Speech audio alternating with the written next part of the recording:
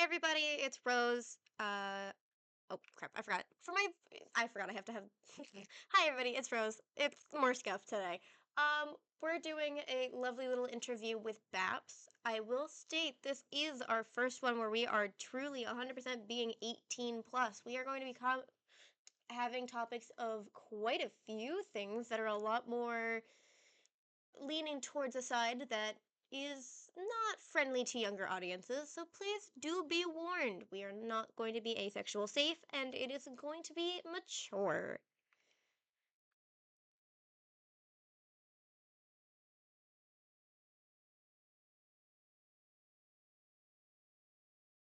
Oh, hello everybody. My name is Baps. I am IRIAM US's retired villain and cyber bunny.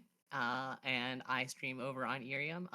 Pretty much trying to stream every day over there. I also have my co-host Bob, who is my battle axe, who says absolutely unhinged things that scare me sometimes on stream.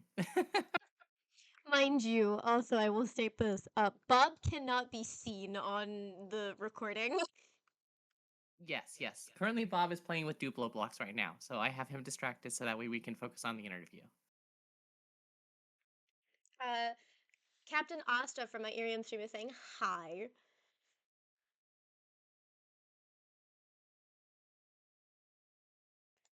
And there is Bob. There's Bob. Okay, well, Bob's in the stream now.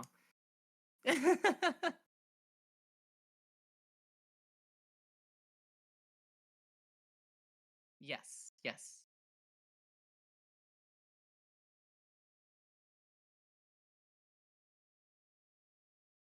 Hooray.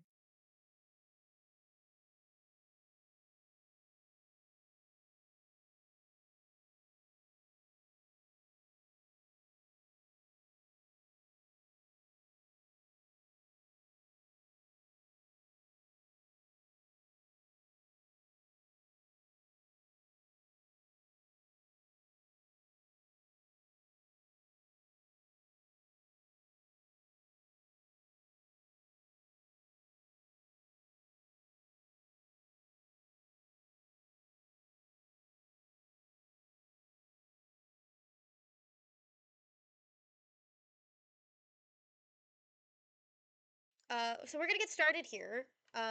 Talking about are you willing to jump right in, directly straight into the real deep, nitty gritty, dirty stuff, or do you want to like slowly ease our way in first? I am I am 100% fine with however you want to approach this interview, hon. So if you want to jump right into it, we can start talking about that. Or if you have other questions that you have for me, we can start there. We can start in soft and then we can move into the crazier stuff. That's very that's very funny phrasing, especially what we're about to talk about. Oh, yep, yep.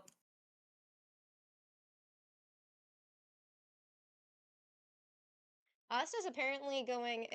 Captain Asta from Irium is apparently looking for a model for Irium. That's cool. Ooh, hell Um, yeah. so just as a thing, a heads up. Like I said before, we're gonna be talking about some serious stuff. Let's just start off with the nitty gritty, dirt down and dirty stuff first and foremost. So, Sure. Babs, you've messaged me about why you are choosing to be a VTuber. If you would Yes, like I to have. share that information for the recording, that'd be great. So the main reason why that I have chosen to decide to be a VTuber as opposed to any kind of flesh tuber, live tuber streamer and stuff like that is because technically before starting on Irium or starting doing any kind of VTuber stuff like that, I have and still do produce adult content. I regularly post on essentially it's a BDSM Facebook style website where we pretty much just sort of express ourselves in a more 18 plus kind of graphic way. Specifically, I do a lot of different lingerie, corset, and different things like that as well. So yeah, I started producing some of that content about, I want to say 2018 is when I started. Technically, I had had the account already, but I was just sort of on there, kind of just like learning and meeting and things like that. And I it was one of those kind of things that I so for me, I had a very kind of awkward view of sexuality and sex and stuff like that, just because of my upbringing. And essentially, I was sort of like I don't like saying the way raised scared, but just a part of my growing up made it believe that like sex was like one of those kind of things you just don't do. Like it's So like purity culture and stuff, kind of like a yes. you don't do sex unless it is the one for you, and only then after blah blah blah these steps are taken, then sex is allowed. Yes, and that was mostly because my parents were just very worried because I am their oldest and they had me when they were very young. And they didn't want me and my siblings to essentially have the same kind of um sort of thing. So, yeah, my parents had me very very young. I They understand where that's coming basically from. yeah, I am basically my also the child product of a teen pregnancy, so that we're gonna get into that a little bit later about sure. my end. But I think it was just more to do with like my parents were just trying to be as protective as they could. I mean, and honestly, it's one of those kind of things like looking back at it kind of thing, I didn't quite understand it, but now as like an adult myself, like realizing that it's like my parents had just as little information as I do. They were just doing the best that they could with the information and stuff that they had, and they just wanted to keep us all safe. So it was never anything that they just were like trying to be like super harsh about it, but they just were very much like kind of like that just be safe kind of thing. And in a sense of it for me, that it kind of like left me with this sort of feeling of that like um that I needed to not be involved in that stuff. Plus I had a lot of also confusing thoughts when it came to sex and sexuality and stuff like that. I am open trans. I have basically kind of known those kind of things. Like I had those kind of struggles and stuff like that since I honestly can remember, like being a teenager, just kind of not understanding why I had these thoughts of like hating my body and hating who I was and stuff like that. Um, and then at the same time as well, because of being bisexual, I found myself both attracted to both men and women. And that now this was one thing that I will say my parents were very much in the wrong with. Growing up, my family was very conservative. So gay and anything to do with that kind of stuff like that was seen as sinful and bad and stuff like that too. So that was another factor that kind of affected the way that I viewed a lot of things.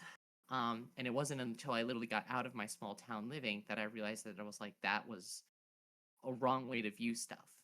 And it was okay to have those thoughts and have those feelings and stuff like that too.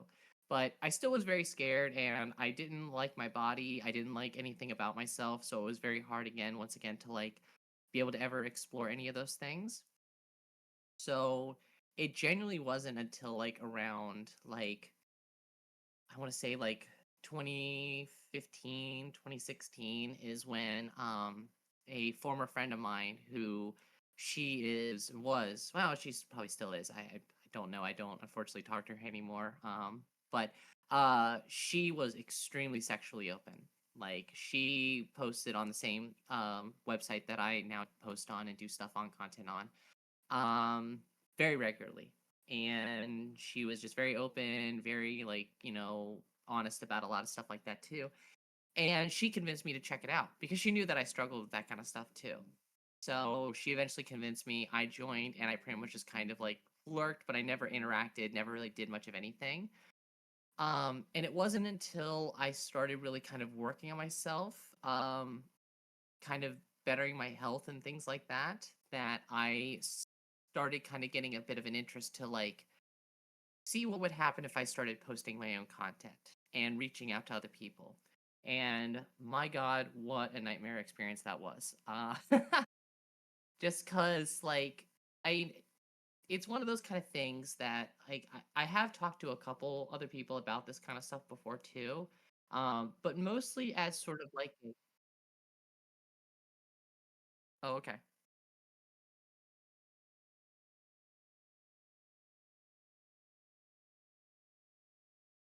No, I say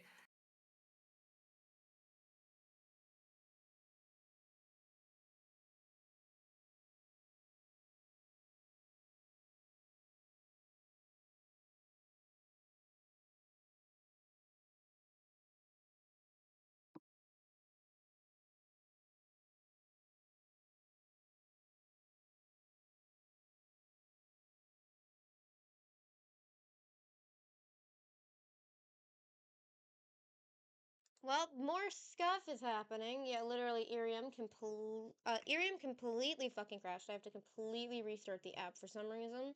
That's fun and great to have to do in the middle of an interview. I have. Anyways, it's sorry about okay. this. There's gonna be a lot of No, scuff on no, the it's okay. YouTube side. This is gonna be unedited, so you get to hear me complain about IRIAM crashing and a few other things half the time. Woo! It's okay. It's okay. I mean, what's VTubing without scuff, right? It Oh. really is just 90%. Hey, live stream has been interrupted. I can just continue it. That's nice. That's new. Oh yeah, no, they added that feature in the last update that it would basically Wow, that took recover when you forever. Why wouldn't they have done that so much sooner? I mean, it's just one of those kind of things that they're still improving everything over here on the US side. Things I work I a little get that. different That's over here. fair, but like, Oh yeah, trust me. I'm waiting for mod support. Thankfully, they are apparently adding it though. I'd hope so. Anyways, stream is now back up on Irium, and we can continue. Sorry about that. Okay. No, no, it's okay. It's okay. It's okay. All right. I'm trying to think I don't know where we got cut off on where we were talking about, You were talking but about your friend who you are no longer in contact with, who was very sexually open. oh yes, yes. So yeah, once I started kind of on my health journey, like losing weight, getting into shape and stuff like that, and I finally like kind of came out to a lot of my friends finally about being trans and things like that. Which by the way, that was another just absolutely terrifying, but at the same time such a rewarding experience. Um that I started to kind of get the idea to like maybe that I would explore some of this kind of stuff. And yeah, like I tell this to a lot of people now at this point in time that like maybe express interest in doing those kind of things that I just say this as a warning. Once you post it online, it doesn't go away. Like once it's on the internet, it's on the internet forever. So before you hit that send button, make sure what you're posting you're okay with basically being on the internet forever. Because like there are times where it's like I wish I could have just really thought about what I posted online with some of my earlier content that it's like man like if I had just kind of had that forethought of like okay wait before you post this is there better things is there something different that I should post on instead. um so uh so yeah so there was that and then basically yeah like it pretty much like I the thing is though that I also tell people is that this content I actually hold on excuse me Rose Baps my apologies for interrupting but do you have yes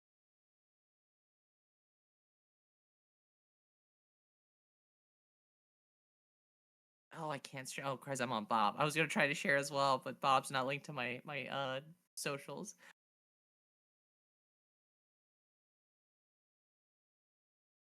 I can't get let Bob have social media. Are you kidding me? Do you realize the chaos that would happen if I let Bob have a social media account? Oh my gosh. That would be just the most Bob nightmare would experience immediately, ever. within like a week, get immediately canceled to hell and back. There would be such a huge Google Doc for Bob. I would never Bob recover. the crypt. No, Bob becomes the cryptid of the internet. Yes. but but yes. Yeah.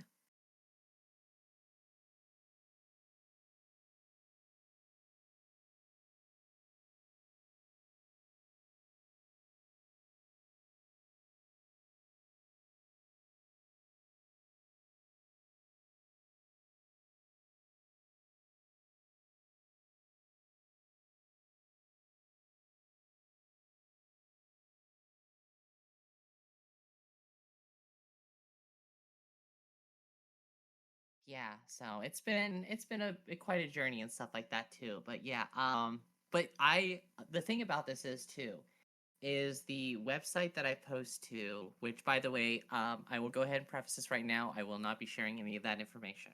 So any of the people that are in here listening, either in the live stream or they hear the YouTube channels and stuff like that, you can go searching through all my social media stuff like that. You will not find any of that linked anywhere because that is a separate thing that I keep. That is my own personal thing that I do. Um, I do not do it for financial reasons whatsoever. It is just something that I enjoy doing. Uh, I did at one point in time debate doing it for money, but I knew that the moment I started doing something like that, it would honestly probably kind of ruin the experience for me. Yeah, and And also to preface this, hold on. I was yeah, never going to ask you to share that information. That was actually something I was going to state earlier that I forgot. That anything that is talked about that would risk either showing who you are or any form of doxing, whether that is through that website or otherwise, I wasn't going to allow anything to happen anyways, so don't worry about that. yeah. Yeah, I just felt like it was also necessary for me just to let people know that I was not going to be because it's one of those things that like I want to be able to do different types of online content as opposed to that. Like not to sound arrogant in anything like that though, but like I have no doubt that if I were to share some of my content with my VTubing career and stuff like that, that it would jump me up quite a bit. But I don't want to build myself that way. I want to build myself on IRIAM and as a VTuber, not in the same way that people like oh my gosh, what's her name? She is the VTuber who also she does do like she has a 3D live model that does Project Melody. Um I don't want to be like a Project Melody in that sense. Like I don't care to like make the jokes every so often, which is why I kind of wanted to talk about this as well because I do plan to like every so often like I will mention certain things that I do outside. If anything, it'll be more probably to bitch about certain things because I'll just be like, "Oh, I had this plan to do this thing," and it's like, "Well, that didn't work out," and I was like, "God damn it! Of course that didn't work out," like kind of thing. Or it's like, "Oh, I bought this outfit and I thought it was gonna be super fantastic, and then I got it in and I looked at it and I was like, man, what a cheap piece of crap this was!" Like so upset and everything like that too. Or that Or it's like like you I order got it online something and and it it's like, doesn't fit you, even though you supposedly send all of your exact measurements. I'm like, you have. Oh, I've been so angry with some of that stuff too. Like, I've ordered a couple different outfits and like things like that. Most of the time though, it's because like my content revolves around using like corsets, garters, um, like all like just different types of like lingerie stuff like that too. Lots of like different like straps and chokers and all that kind of stuff like that too. Sizing is very important. Sizing is very important. So it's one of those kind of things, and especially like trying to order that stuff online sometimes because they do like a generalized sizing for things. It can be one of those kind of things you see something online, and you're like, I want to try that, and you order it and you get it, and you're just like, man, that fit right in these places, but then it doesn't fit anywhere in these, and you're just like, God damn it. Because I'm not the most like busty person in the world. So sometimes certain outfits that I buy, they are built for more larger chested women, and that I am not. And so it's one of those kind of things that like there are honestly like times where it's like I have these outfits and I really really like them and I want to sort of accentuate the girls, so I have to use like extra paddings and stuff like that too, just to kind of give them a little bit of a lift for things. Um, but yeah, like it's just it's honestly it's been mostly for my own um positivity and self kind of love because for the longest time I despise seeing myself in the mirror. Like anytime I saw a picture of myself or saw myself in the mirror, it would literally fill me with such rage that I would just be like, I would be so angry and disgusted with just how I looked and everything like that. So once I started transitioning, once I started getting into shape, um, got myself clean of a lot of stuff like that, I could finally like I remember the very first time that I was like sitting in front of my vanity mirror and I was doing my makeup and like I actually felt myself like smile because I was like actually happy with the person I saw on the other end of the mirror and like I genuinely kind of started crying a little bit because like I had never experienced that feeling before that I could And that's actually like completely look. understandable that like having such a deep reaction because like for me, I'm on the opposite side. A lot of people, whenever I bring this up, a lot of people, especially if they're like talking about like, oh well, I'm overweight and I'm trying to lose weight, everybody gets like really upset when I bring this up. But Yeah. I'm like the opposite of most people. Unlike wanting to lose weight, like most people, uh, I struggle with gaining weight. I've talked about this in your stream Mhm. once. Yeah, you have. Um, and every single time I go on a scale, I still do this to this day. Like every time I go to a doctor's office or I have to get weighed in any capacity, I go on it backwards because I had at one point gotten so obsessive with the idea of watching either my weight rise or lower because Hmm. every time my weight would go up, I would get happy. But as soon as let's say a week later, all of a sudden my weight would go down by like 2 pounds, and then I'd hate myself and wonder what the fuck happened because like and it might have been from a bunch of different factors, but it's just frustrating for me to be able to look at myself and my family doesn't get it. Um, I come from a family of a lot of plus sized, very, very beautiful plus sized women. Pretty Yeah. much every single woman in my family is plus sized, and I absolutely adore every single one of them. I wish they would adore themselves the way I do. But Hmm. every time I talk about myself in a negative context or a negative way when it comes to my size, they go, oh, but you should love that because if I would look like you, oh, I would be all over and dressing as slutty as I want to and all this kind of stuff. And I'm like, cool. I feel like I'm a stick. A wind of like 30 plus miles an hour literally knocks me over. Yeah. And see, and that's like one of the other struggles that I had because and I've talked about it. I think I talked about it on my debut, and I know I've talked about it on at least one other stream. How heavy I was. I used to be very very thin, kind of like yourself, like in high school and stuff like that. Um, I was a very very thin person. And but that was because like my mom was very good with like home cooked meals. We were very active in that sense. Like we would go on camping trips and we would tour around. I would say tour, that's not the right word, but we would like go on vacations around the US and stuff like that. I got to see I've had the chance, I'm very, very fortunate to see a lot of like very interesting places throughout the US that I know a lot of people haven't had the opportunities to go visit. Um, but that was mostly because my I didn't know at the time, but my dad was working basically like two jobs. My mom was working many hours as she possibly could to save up because they just wanted me and my siblings to have the best childhood we possibly have. And they were not very much like in toward like the materialistic sense of things. So like growing up, like we didn't have a whole lot, but that was because my parents mostly focused on having us having like very memorable experiences and going to see places. And at the time as Reminds a me a lot of kid, like my you upbringing. Sorry. no, But yeah. that reminds me a lot of my upbringing. I've gotten to go to Disney twice. Oh, nice. I got to go to Disney once at for during like the first time I went, we went to actual Disney, and we also went to Daytona Beach and stuff like that. The second time I went, I was a little bit older, and I got to pick the date, and I went around Halloween time, and we went to Universal. Because I made the mistake and forgot that because I was obsessed with Harry Potter at the time. I still am, but I know J.K. Rowling's a bitch. I don't support her. She can suck it. Every single thing I do, I own all of them. I own all of this DVD secondhand. I only read fanfic, and I only read based off of like um. I don't want to say like pirated, but like secondhand sources, so she doesn't get any fucking support from me. Um, Oh yeah. because she's a dick. But Yes. she and I forgot that Harry's birthday is actually in the 7th month, not Halloween. So I went thinking about that, and then I'm like, wait, no, Halloween is his parents' death day. Whoops.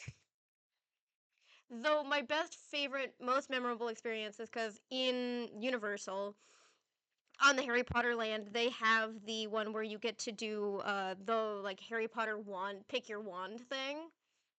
And the way that works is you line up in a line outside of the shop, and whoever's first in line gets to be picked.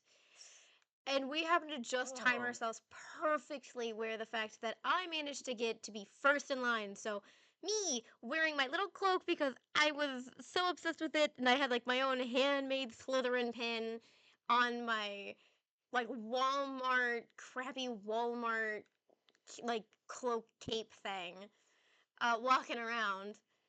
Got to do it. It was so cool. And when you do that, you also get a free basic interactive wand, meaning I was able to get a wand that I knew for a fact I wasn't going to be able to get any other way because those things were, even then, mind you, I was like 10, 12 years old. So this is like 13, like 11 to 13 years ago, was like $70 for just one of them. And I got it for free.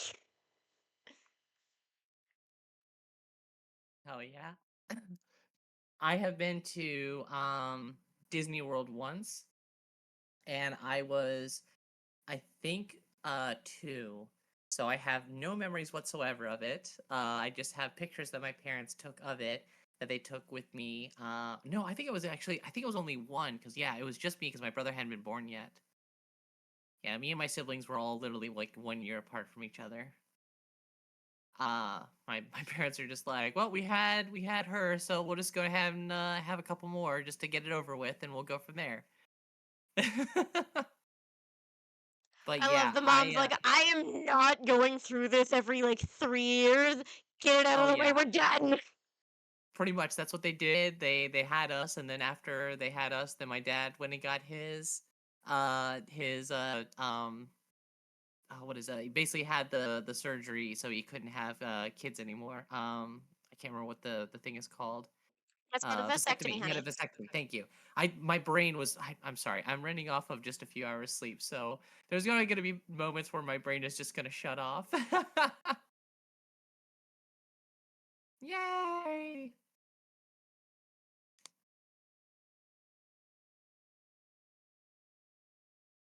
Oh, I'm sorry. I didn't want to like come. I thought about coming to that stream, but I was like, no, I want to be surprised by the question. So I didn't. I actually was like, I felt. I'm sorry.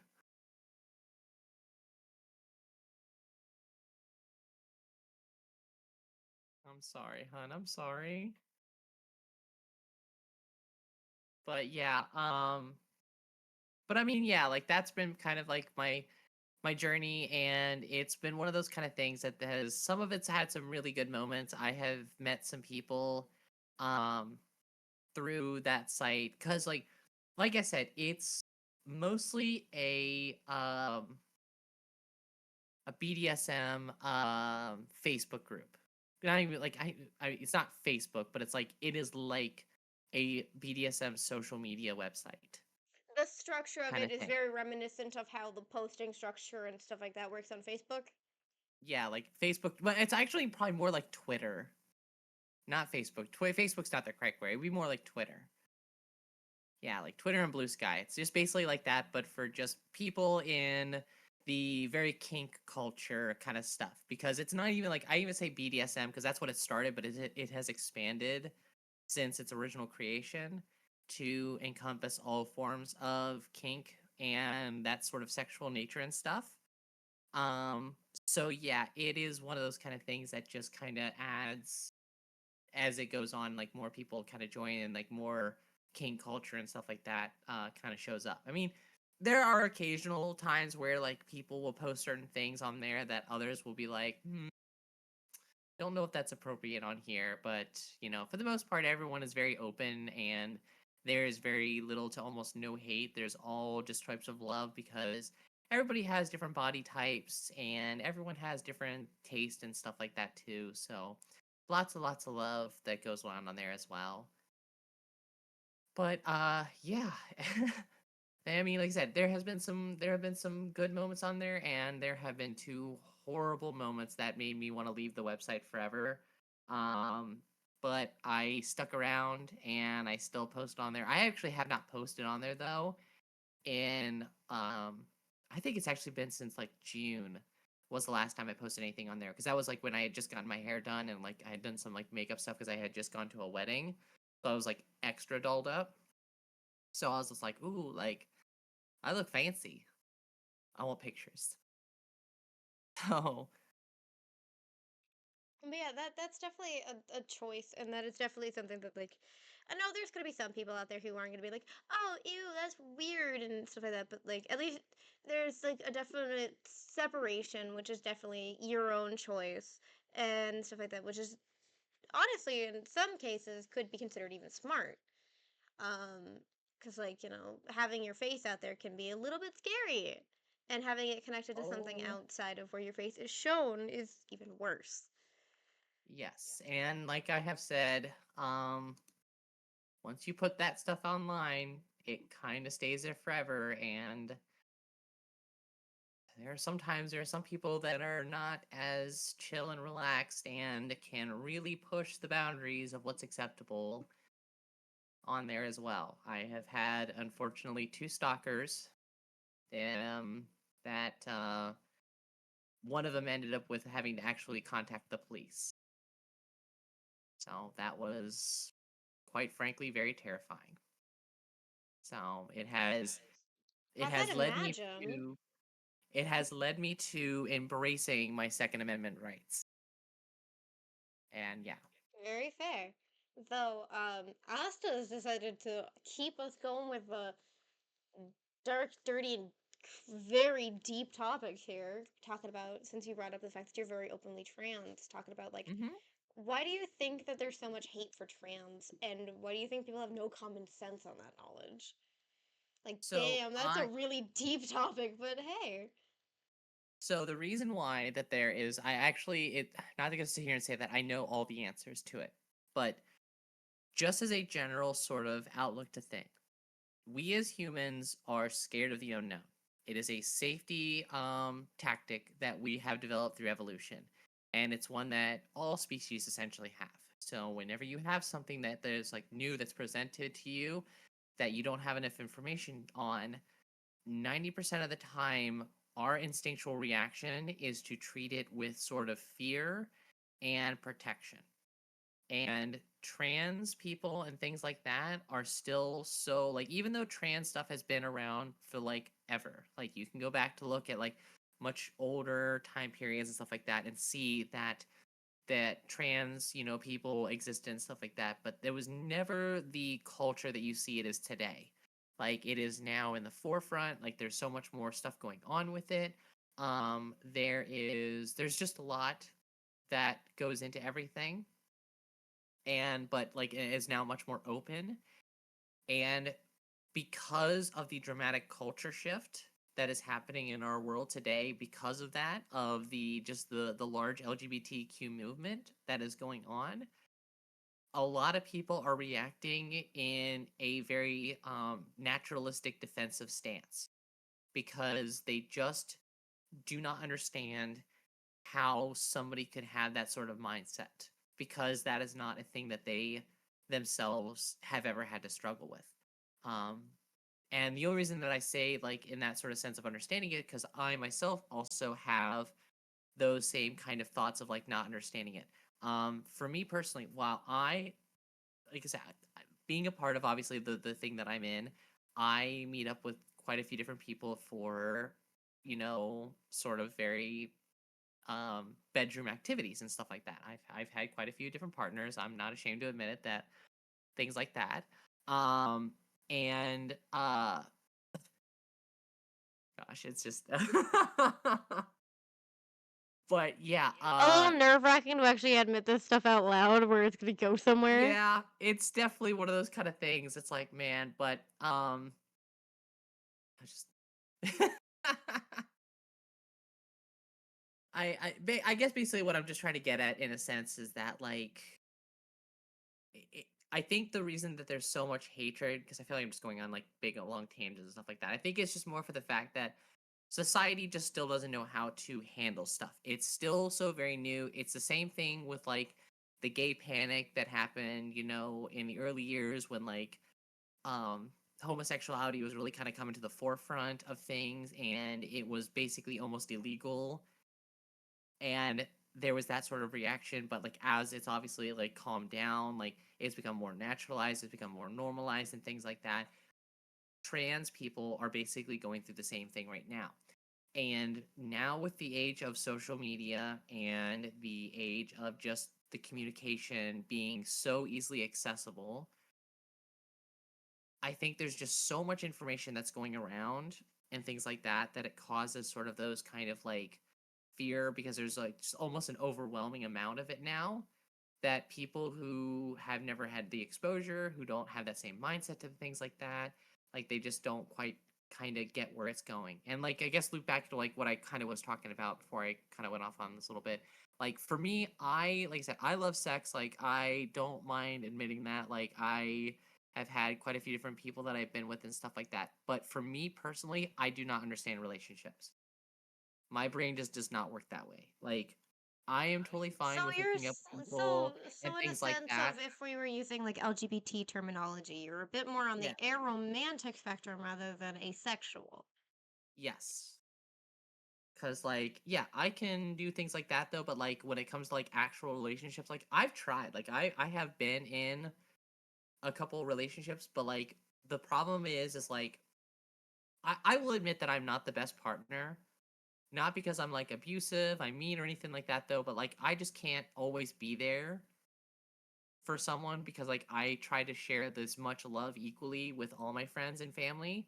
So it kind of comes off that it's like where I express that same kind of love to a partner, I will express that same kind of love to like the same like friends and stuff like that. Like minus like, kissing and anything like that though, but it's like I will still tell my friends and stuff like that how much I love them, how proud of them I am, how happy I am to see them, like things like that.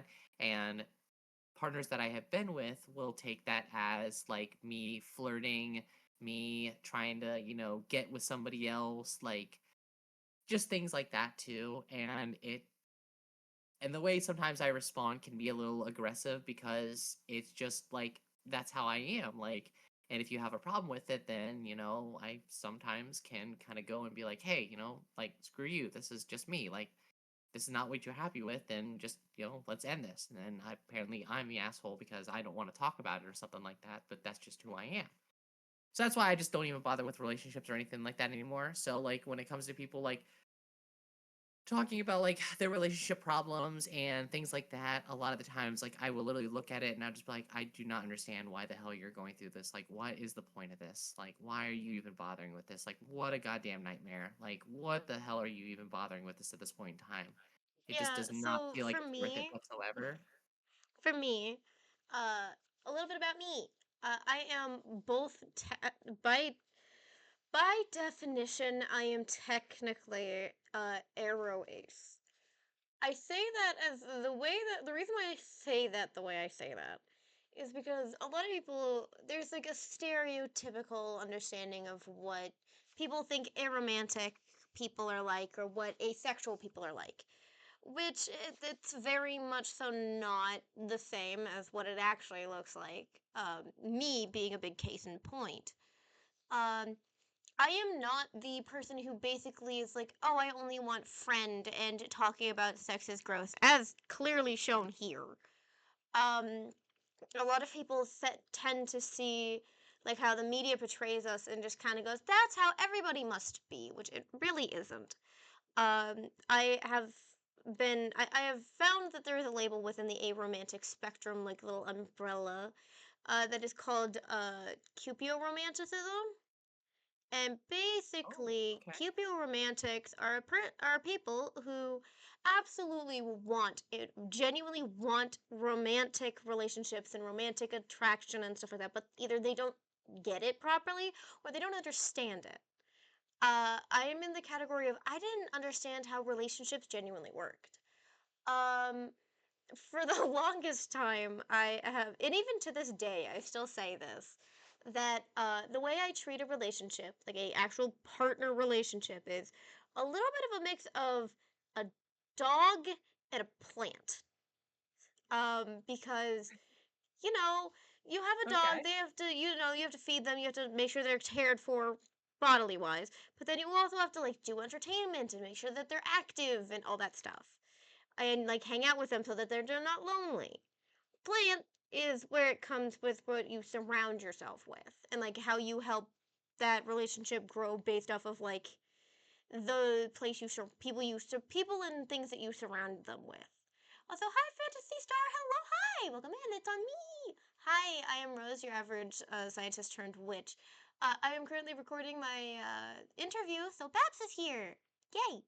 Fancy is one Um, of my regulars. I know. Hi, Fantasy. But for me, To be honest, I'm an old roommate. there's also the fact that aromanticism, or not aromanticism and asexual people have tiers, basically.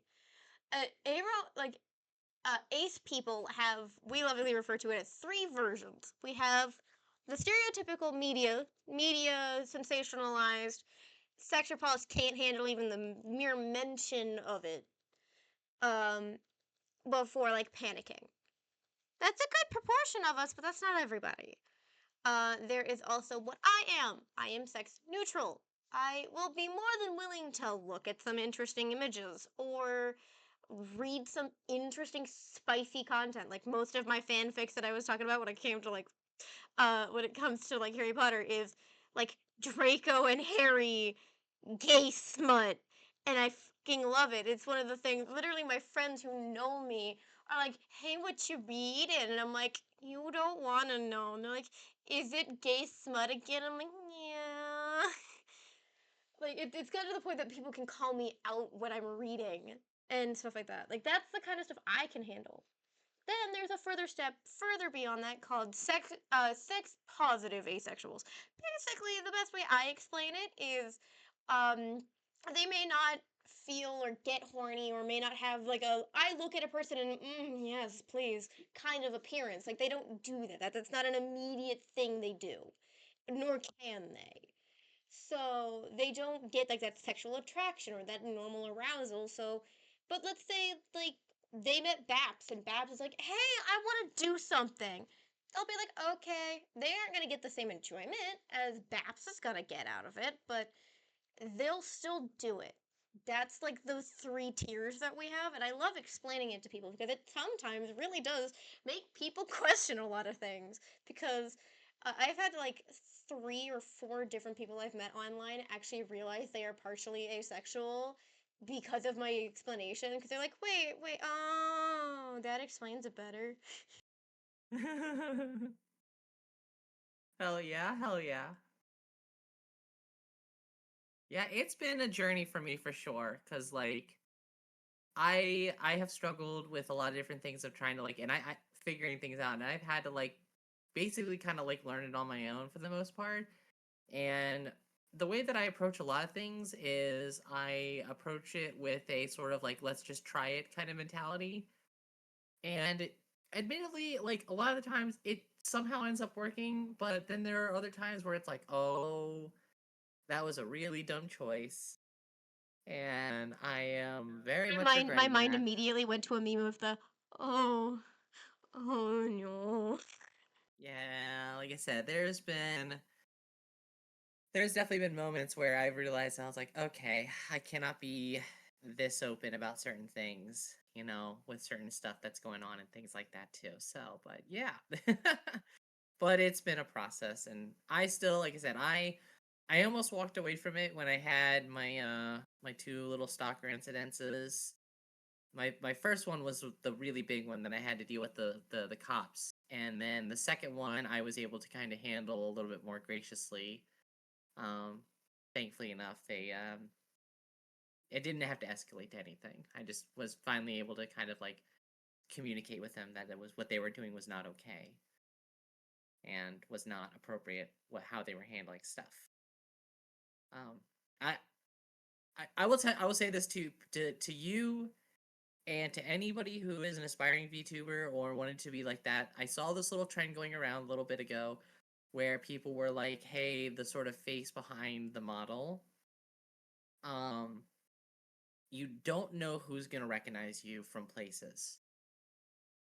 I went to my very first con last year in years, and I hadn't been to a con in like so long, and this is like after I transitioned.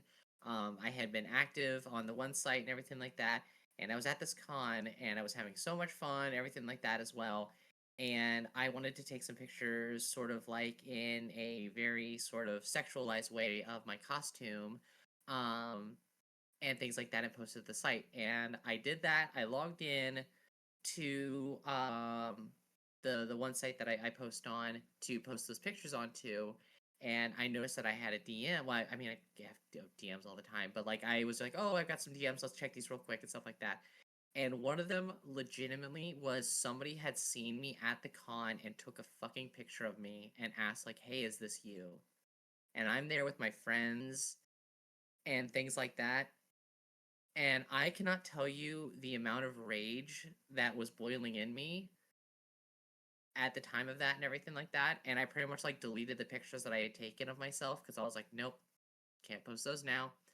Like I started having flashbacks to like what I had to deal with beforehand. And it took me a couple days to try to respond because I felt myself so upset and things like that. I was just like, how the fuck did that happen? Like, how the fuck did this random person, like, in like a whole, like, how did they just know? Like, what the fuck is going on? Like, how did they know, like, recognize that was me? Like, what are the fucking odds?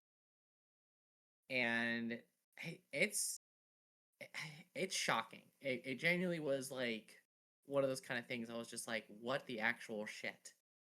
So you never know who's gonna recognize you from someplace. So just be careful what you post on there. If you are gonna be a VTuber in any way, you're going to try to do that kind of stuff like that, and you want to keep your identity secret. And I know that's not for everybody. I know there are plenty of VTubers that are out there that have like are completely open with how Yeah, they look, I'm like I'm sharing definitely their one of actual those image people and who is stuff. keeping everything hidden. Like, I Yeah. know out of my streaming friends, I think there's three who actually know what I look like.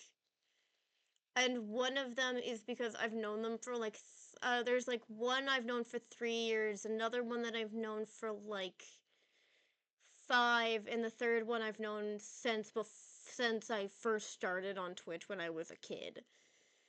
So like, I am very, very, very like secretive of what I look like. And while Rose is based off of me, she her most of her design, like her outfit choices and stuff like that, is definitely like heavily influenced by me. But what she actually looks like, not really. I look quite different to what she does, especially hair and eyes and stuff like that wise. Also, her height is different from mine. I tried to, because I wanted to make my character, it's not exactly me, but similar enough to me that, like, if I, let's say, wanted to cosplay her in the future, I could. But, um, it's definitely something that I'm not sure if I'm ever going to do. But, like, it's definitely just something I've chosen. And I know a few VTubers who I know personally who are a lot less, hey, I'm gonna hide it. Like they don't openly advertise their appearance, but like if you're in a Discord with them, they are 95% of the time having their camera on. Like Like Sequoia, who actually pops into my streams sometimes, Sequoia Death.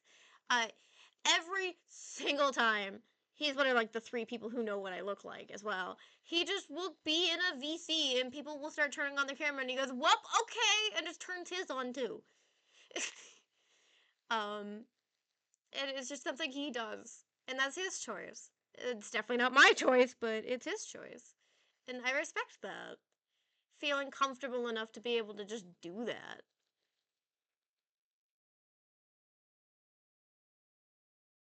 Yeah. And like, I mean, I have a friend actually. She was in my stream last night. So she is a streamer on Twitch, but she does a face cam. But she actually wants to join IRIAM. She's been on. I've been introducing her to, and she actually wants to sign up for the early access program, kind of like what I did. But her whole big thing is that she is worried about having it linked back to her other thing, which I told her she shouldn't really have to worry about since she's already doing that. But she doesn't. She wants to keep it separate, kind of like myself. But she doesn't do anything like the content that I do. She's just kind of like wants to have that sort of separation kind of thing, which is obviously like her choice. I mean, she has a decent following over there just in her normal like IRL gaming content stuff like that too, but she wants to try to give IRIAM and VTubing a try and stuff too. So, but she wants to try to do it without exposing who she is on her other side as well. So, which I totally understand, and I've been like trying to talk to her more and more about applying for it and whatnot. So hopefully she'll start applying at some point, and it'll be great. We'll have more people joining IRIAM, and it'll be happy. Because that's my other like big goal that I really want. Like, I know a lot of people like enjoy also streaming on the Purple and Red app, but I personally I went back and forth on it. Like, I have a Purple account, but the more I keep thinking about it, I honestly do not know if I will really ever use it for streaming. I I think if I do any kind of gaming content streaming, I will probably just stick to YouTube. And the only reason why is so that way I just have a direct way of recording my streams and just uploading them instantly to YouTube, and I don't have to worry about the fluff of like downloading straight from like OBS and then like or recording through OBS on there and then like transferring everything onto YouTube and all that other stuff like that too. So I think I would rather just do it that way. But I also know the benefit, like if I'm trying to really expand and grow myself, it always helps to have that sort of like extra like basically branching out like everything that I've researched when it comes to streaming and things like that, like pretty much they always tell you just like try to hit everything.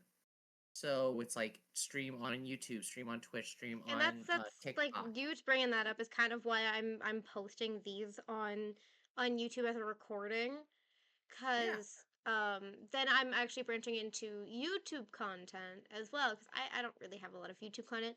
I have a few things on TikTok. I stream on here. Then there's obviously Twitch. Twitch is where I started actually. And I do currently have a 3D model in the works for my ear for my Twitch stuff. So like there's definitely a lot where I'm definitely a lot more involved in the idea of Twitch. But Irium is definitely a great place where I came here to grow my channel. Like I actually came here in the hopes of growing my community and having it connected. And so like it's interesting for me to hear that some people are like, well, I want just my Irium people to be my Irium people and my Twitch people to be my Twitch people. Um, and that's fine. It's just I find it as an interesting choice. Just, but I respect it. Like that's fair and completely understandable too in some ways. I mean, my Irium content is a lot less mature than my Twitch content. To simply put it, on my Twitch, I have a 1K point redeem where I call somebody good boy, good girl in like a dommy mommy voice. I will do that for Yeah. 1,000 points.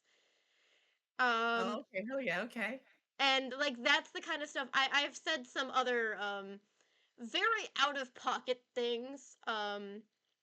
The worst one was talking about my lower area as a glazed donut and saying a specific anime character could lick the cream out of it live on stream over Hell there. yeah. So like Hell that's like yeah.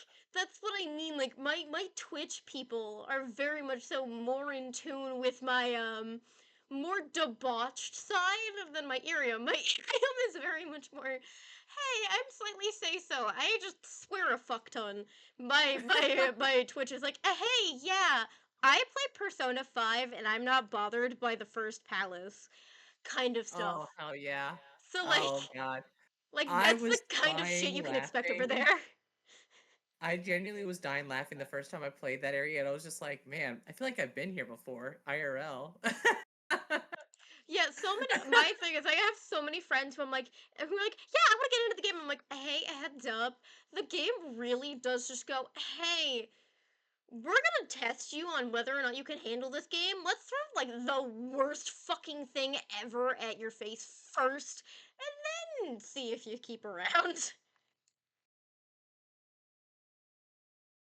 But yeah, I think it was also in Persona 4 that there was like a sort of like sexualized area of like a character or something like that, because like there was like one character in there. It's been so long since I played Persona 4. Yes, it was the pretty like the it was the prim and proper a student president. She Yes, yes, yes. because she was helping her family out, so she was kind of selling her body, not technically, but kind of to make more money to be able to support her family. So her internal like palace thing for her other self was a lot more. She literally wore lingerie. Her boss fight was literally her on a stripper pole. That's right. uh Yes, yes. yeah, like yeah, the games definitely do, especially with the fact that they're all based around high school students, definitely do not shy away from the idea that hey, the world's fucked. If you don't like it, deal with it. If you do, stick around, I guess. But like a lot of people a lot of people are like kind of weirded out that like that's how I act and how I talk when I then proceed to go, yeah, I'm also asexual. And they're like, but wait, those don't correlate. Like those don't wait, huh? And I'm like, the best way I introduce myself is, hi, I'm Rose. I'm most likely the most kinkiest asexual you will ever meet. Because my asexuality when it comes to sex neutral is as soon as I'm comfortable with pretty much everything until it is reciprocated onto me. As soon as any sexual act is trying to be reciprocated onto me, my brain panics. And I freeze up and I feel gross and I feel like stuff is crawling under my skin and I can't handle it.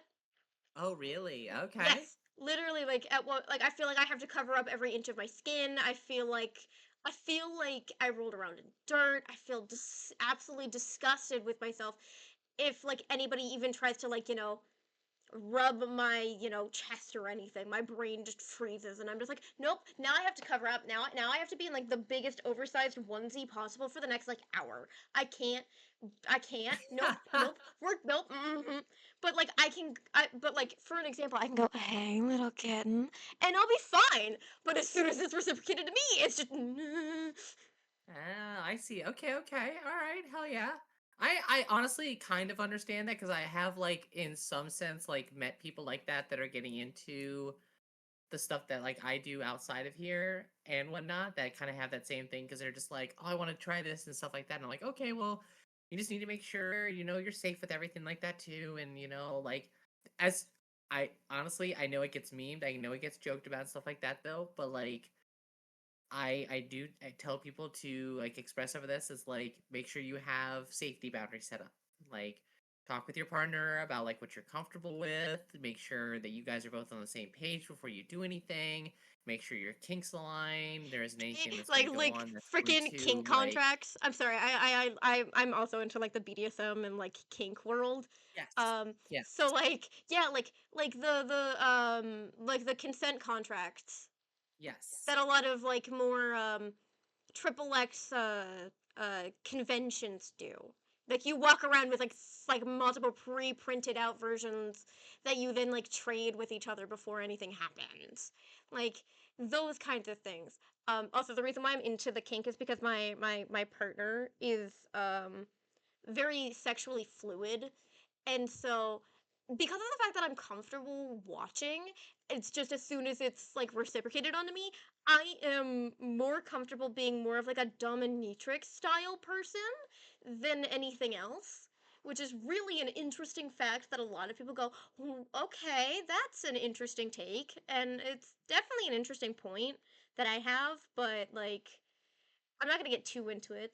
But like, Sure. No, yeah. I just It's for always my like you own said, it goes what partner's you're comfortability, comfortable with. because I know for a fact he's probably gonna watch this, or they're gonna watch this, um, Yeah.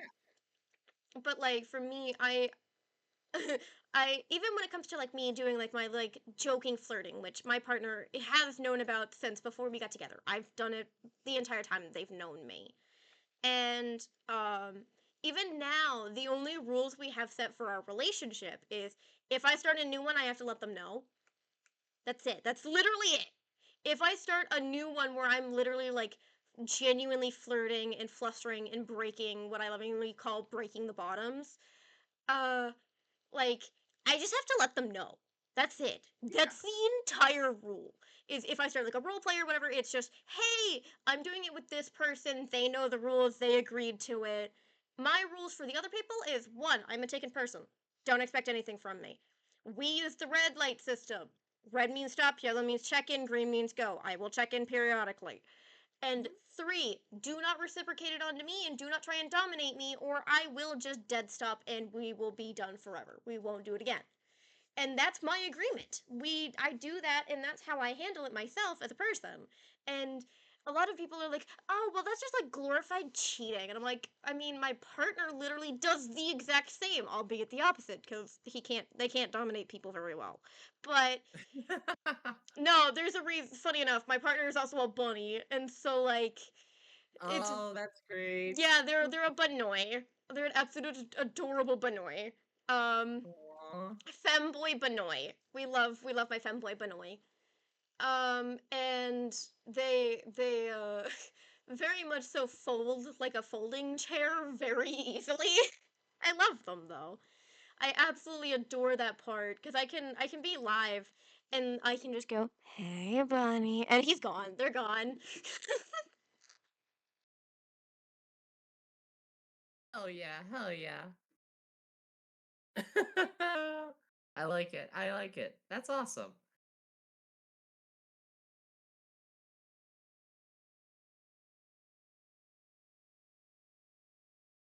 Hello, Cherry. Hi, Cherry. Welcome in. Further question. This is actually kind of moving on to a little bit less of a sexual topic here. Actually, kind of moving away from Sure. that now.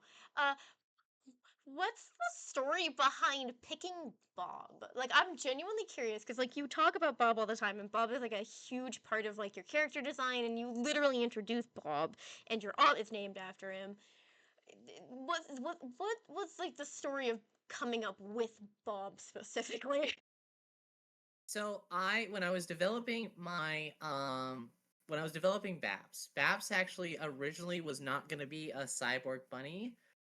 She was going to be a Frankenstein's monster of a creation. So she was going to be like stitched together different pieces of different other VTuber styles that I thought would be really cool. Still sticking with the whole theme of calling myself BAPS like bits and pieces because I would have been stitched together bits and pieces. But the more I thought about it, the less I wanted to use that idea because I loved it so much. And the way that IRIAM worked, I would not own BAPS that way. So I was like, okay, since I'm really in love with this idea of like this Frankenstein monsters like VTuber style thing, like maybe I try Ethereum out and I do it with a different model and stuff like that too. But when I was still creating the original BAPS idea, um, I had the idea of instead of like a big like cyber like axe thing, it was going to be a giant cleaver that she was going to carry around. And she was basically, her whole story was that she was created and she basically didn't have any friends except for this, like, it was very much going to be like a Castaway Wilson kind of thing. Um, because I mean, I personally have had, um, I, I have had this unfortunate curse in my life where I hate the word best friend now simply because three people that I have considered and said my called them my best friends have all betrayed me and now no longer speak to them because just the fact that things that happened between us have pretty much left it to the point that there is no way that those relationships can ever be recovered because of the choices they've made and the things that they did. So it's like I had to walk away and it's like this sort of curse of it. But I thought I was like, what if I like took that same kind of thought energy of like, okay, this character that doesn't have any friends, that like everything like that, she was like essentially built from different pieces. She has no identity and like she has no friends. Like she had no one to talk to, nothing like that at all. But she just like saw this like face on this like cleaver thing and she just like kind of carried it around with her and eventually she started hearing it speak, kind of like how like Wilson was for Tom Hanks's character in Castaway. And I just thought like the more I thought about it, the more it made me laugh, and I thought it was just kind of an adorable idea. So then I was like, okay, like how can I incorporate this better into streams and stuff too? So I was like, okay, so I know I want to have I have my iPad for streaming and then I have my phone for recording my streams, which hilariously enough, I set this whole thing up and I have recorded 0 of my streams because I keep forgetting to set the record up. And so it's one of those kind of things and it's like, okay, well I want to do this kind of thing. So I was like, okay, so since I'll have that in there, it's like I want to have this account in there, like in the stream, so that way I can also like post on like Discords. I can post other social links and stuff like that too during my streams too as well to kind of grow myself as stuff too. But I was like, man, like what's like a good way to sort of like make myself look different and sound different and be different than a lot of other VTubers on IRIAM? And I thought, well, let's try this idea out. Let's try this whole thing of like that I am crazy, that I have this axe that I have named Bob, that he speaks to me, that nobody else can hear him, that only I can hear him, and he's basically his whole like shtick is that he is the intrusive thoughts that I have during just moments and stuff like that, and I just blame it's like I didn't like I could never have thought of that. That was fully Bob. Like any bad or weird intrusive thoughts, like that wasn't me. Like that was just Bob talking.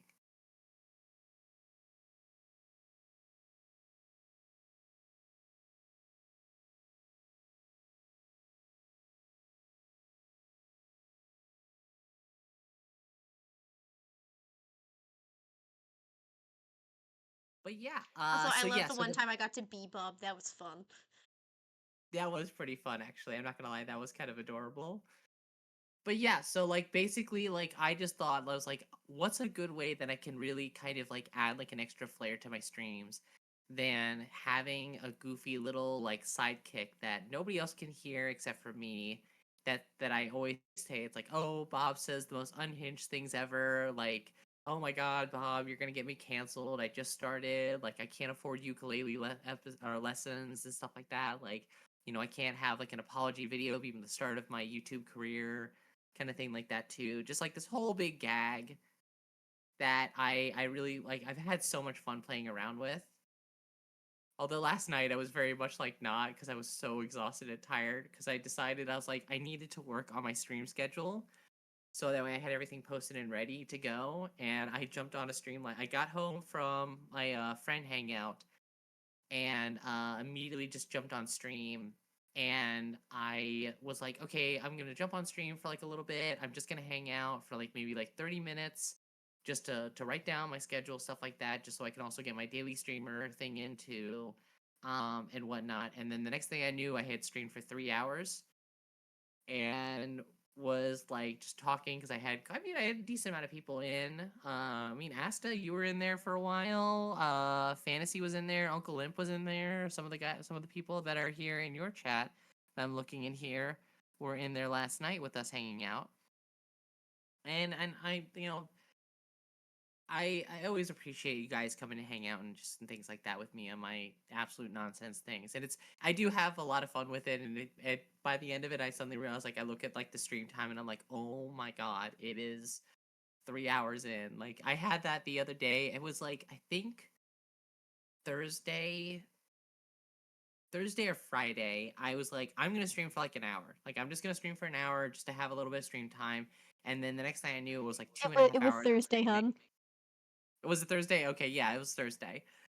See, this is the hilarious part right here. Like my own brain is just like I'm already mixing up days and stuff like that. But yeah, I was just like, yeah, I'm gonna do this, and the next thing I was like, oh my god, I've streamed for so long.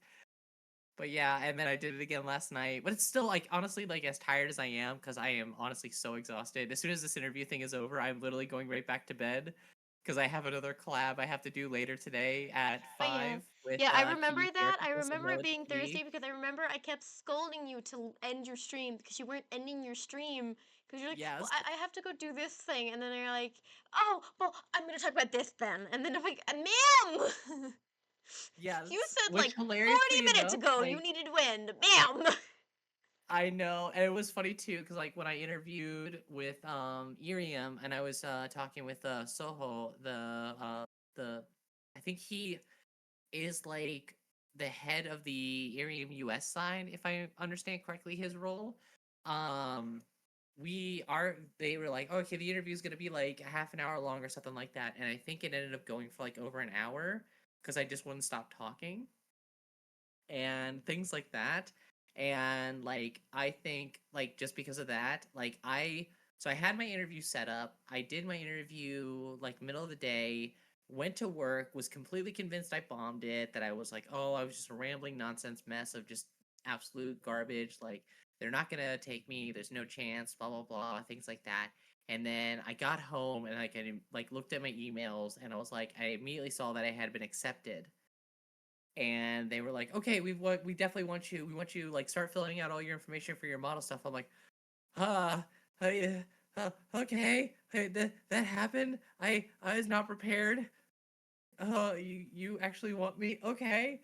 And it was just very exciting. So then like I immediately started cooking and kind of like I think I stayed up that night for like probably a couple hours, like looking like scrolling through Pinterest, looking for different like image ideas and stuff like that too, because like that's when I like started really kind of thinking like, what do I want to create as a character for BAPs? Like, do I still want to try like the thought of the do I want to do the Frankenstein's monster thing, or do I want to do something different? And the reason why I actually chose finally like landed on the bunny thing is that I have with me, and I still have this to this day, and I actually have this written in my will that I wanted buried with me. But I have this small little gray and white, like baby little stuffed animal bunny, um, that I have had technically since before I was born. It was a gift that was given to my mom as a baby shower gift, and I have had this little bunny with me pretty much ever since then. That's Um, absolutely fucking adorable. Though I I have think I said might want this. to move on to the next question just so I'm not keeping you for like fucking ages. Yeah, yeah. So this comes from Imp actually. Imp, it's just like, well, I'm gonna ask, and it might be trivial, but but does she have any pets in real life, or a favorite animal that she would like to have as a pet? So I do not have any pets right now, but I have had several pets. Mainly I have had Dobermans. I love Dobermans. I've had now a total in my life. Let's see here. Let's count. I've had one, two, three, four, five, six While you're Dobermans. counting, I grew up with a purebred Doberman. Oh hell yeah! So we've had all of our Dobies have been red except for two, which are my parents' last two, which was a white Dobie and a black Dobie. Unfortunately, we could not keep the white one. We got her as a rescue, and she had so much anxiety problems that she would be very aggressive towards the other Dobies that we had, that she attacked them and hurt one of them at one point in time. So we realized that she just could not. She needed to be in a household where it was just her and like maybe like one or two other people, but like it couldn't be any other kind of pets or anything like that. Because she was so rare, she was used as a breeding dog, and so the original owner of her just basically used her as a puppy mill. And my parents were able to adopt her. My parents just absolutely fell in love with her. She was so adorable and things like that, but she just unfortunately just had really bad anxiety, stress issues and stuff like that. So she would tear stuff up if she got stressed out. She would attack things if other dogs and stuff like that, because she attacked my parents' other dogs. She attacked my sister's dogs. Um and things like that. But she was a sweetheart though. Like I mean, she really was. She just would, because of like how she grew up and everything like that. She learned how to she had to be aggressive towards the other males and stuff like that to keep herself safe. Yeah. So I think she just had that sort of mentality of that, like, I can't, like, if something like is upsetting to her, she has to be aggressive to keep herself safe. Yeah, that So definitely makes sense. yeah. Though a little bit about Um my Doberman I grew up with. He was a yeah. technically he was breed standard and everything. Black with brown and everything like that. Complete total breed standard. He was named after a race car driver. Oh, Um nice. his Okay. full name, his full like non, kennel, because he was also kennel certified. He could have been a show dog. He was not, but he could have. He did have an actual like kennel certified name, which God, those names are fucking stupid. Um, but he was named after the race car driver Ricky Rudd. Oh, Um, okay. but we never called him Ricky. No, we called him Rudd. Uh, Oh, I love it. That's cute. he was Rudd, and funny little story. I do not remember this because I also don't remember any of my childhood, like early childhood. I never did. Mhm. Apparently, when I was a baby, I sat down on his balls to the point that he yiped, and after that, he defended me like I was the most precious, prized thing ever. Oh. Like, if anybody picked me up and I was fussy, he would immediately walk over, sit there, and stare at them angrily.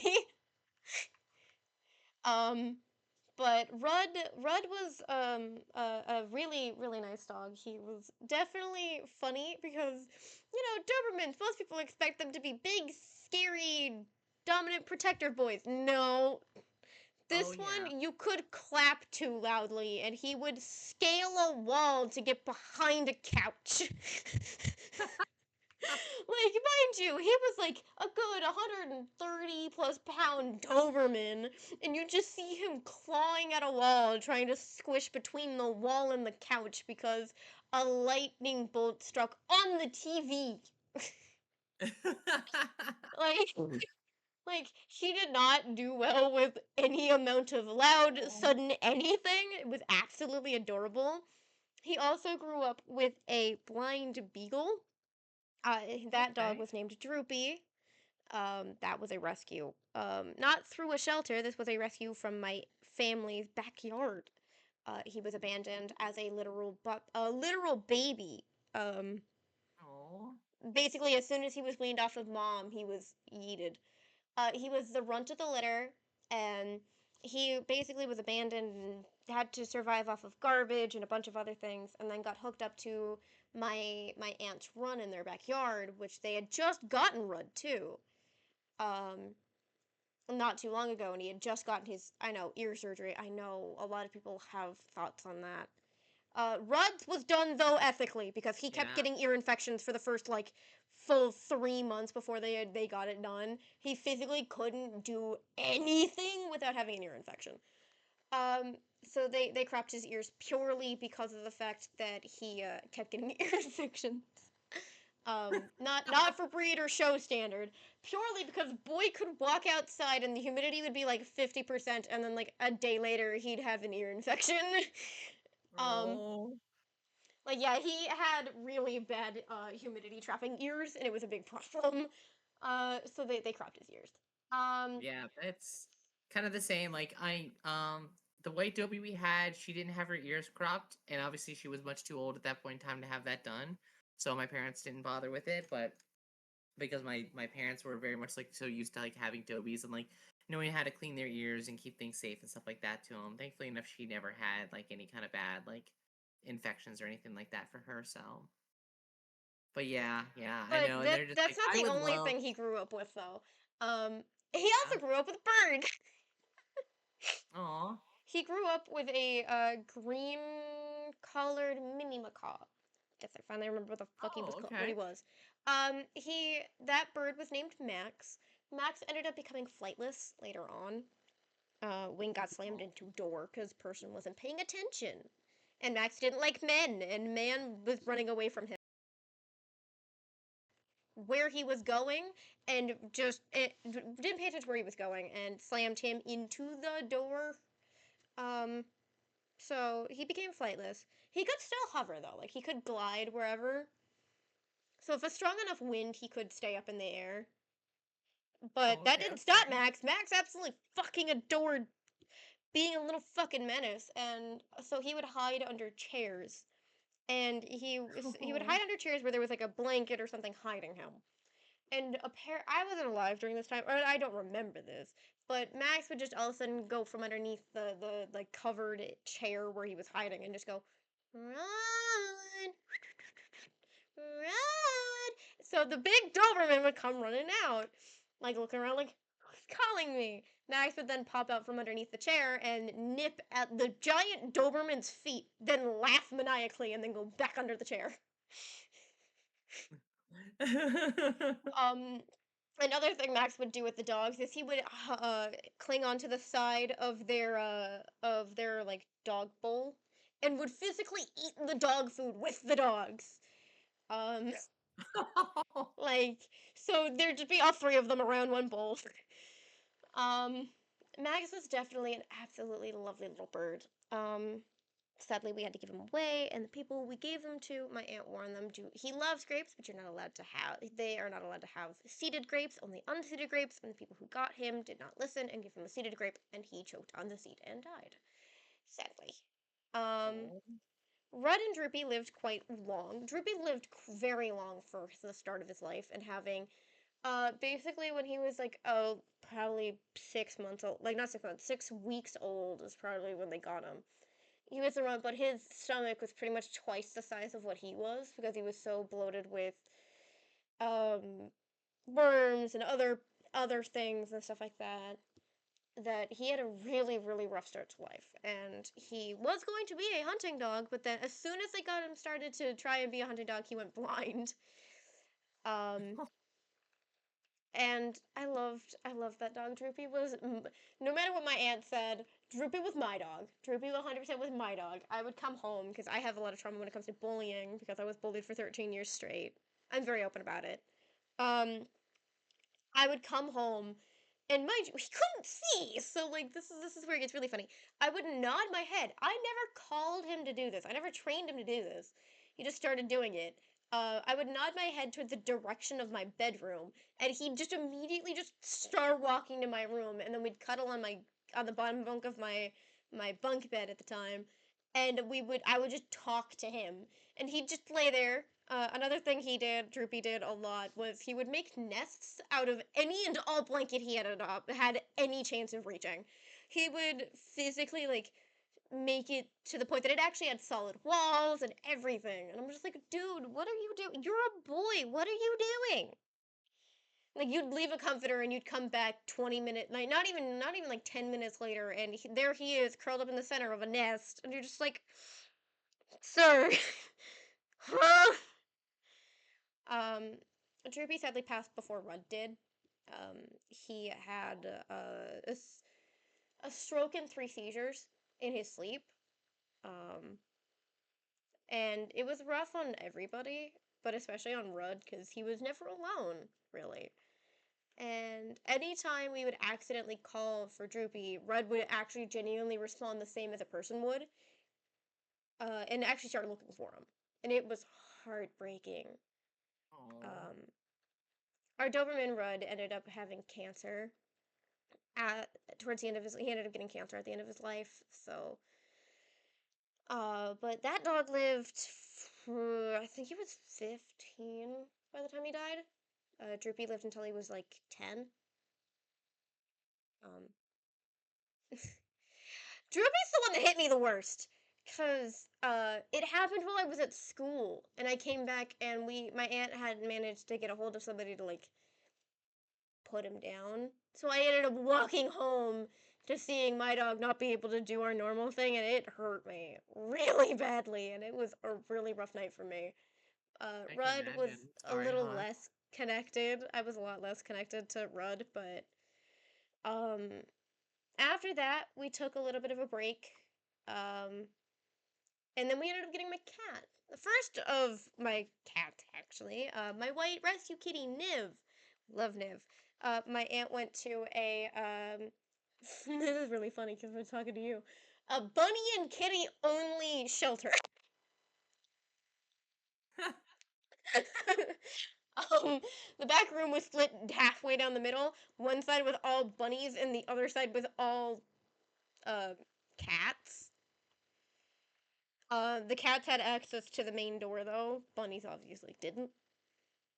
And the way my aunt found Niv was that she walked in and they were eating pepperoni pizza.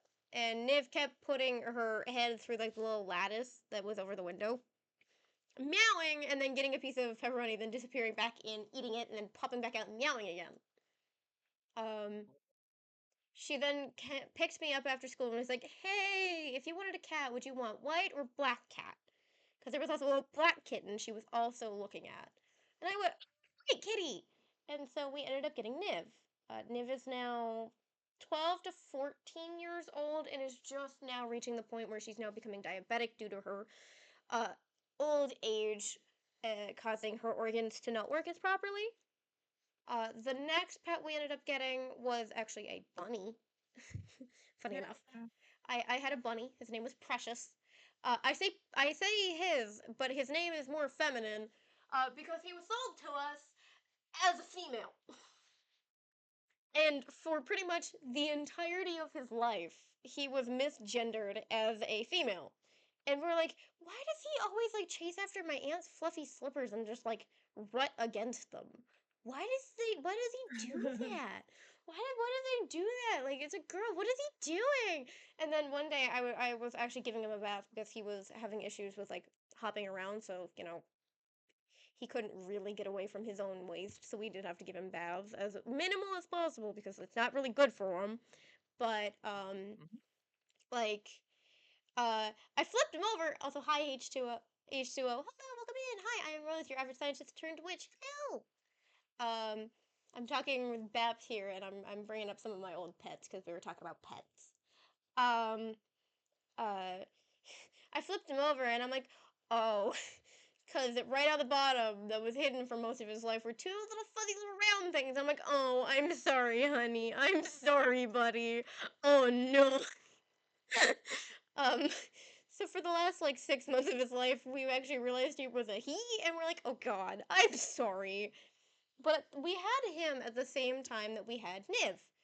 Niv was terrified of the bunny. Um,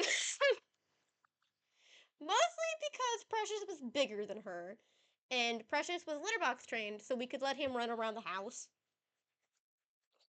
And so Precious, for some reason, took it upon himself to specifically and constantly torment our cat and chase her around any chance he got whenever she was on the ground. It was his little thing. You just all of a sudden hear like a fuck ton of sound of like thumping, and you just poke your head around a corner, and all you just see is my cat ripping through the carpet, and my bunny like full speed after her, and it's like, dude, why? After Precious passed, we ended up getting my first of our two dogs that we have now, Angel. I love Angel. Angel is a menace though.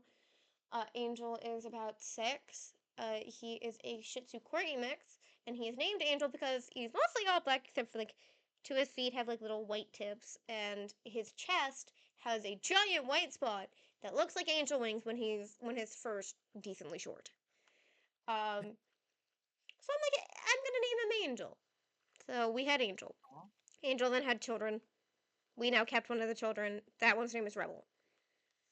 Um, Then we also have the one I have right now who's laying and sleeping directly behind me. Yo, you got your belly out. Hello. Ryu. I have Ryu. He's my ESA. He stays with me everywhere I go. But yeah, like that's the cool, fun little tidbit I've got. Yeah. Hell yeah. Um, but yeah, that's a little bit about my pets, I guess. Though I forgot I have something at 2 and it's like 1:30. So I'm gonna probably have to cut this. If we want to do another interview, we can. No, that's fine. I'd That's be no more than worries. Yeah. willing to do a Yeah. part 2. But thank everybody for on IRIAM and for people who have watched this YouTube video. Thank you all for, being here, showing up, supporting me.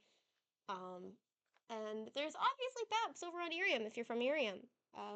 They're an absolutely lovely streamer who just debuted literally last week on Wednesday. Mhm. Um, this will be like posted this week, so No worries, son. No worries. I so like appreciate you that's not doing like this. This not has a been a date lot of issue. fun. Just the wording is just like, Yeah. but yeah, they're an absolute sweetheart. But I'll see you guys in the next interview.